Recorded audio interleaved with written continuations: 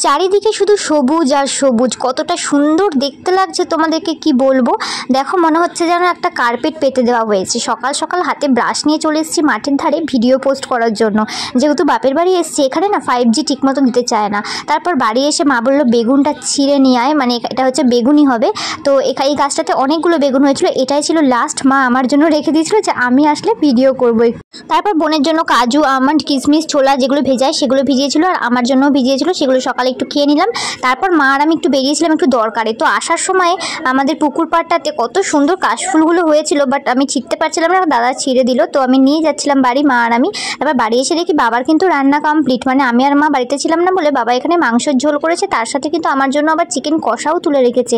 আর আজকের মেনুটা কিন্তু সমস্তই বাবা রান্না করেছিল, বেগুনি, তারপরে কাঁকরোল ভাজা, মাছ ভাজা, আর এখানে ছিল চিকেনের ঝোল আর শশা ছিল, আর তার সাথে আমার জন্য কিন্তু চিকেন কষাও রেখেছে। কেমন লাগলো ভিডিওটা জানিও।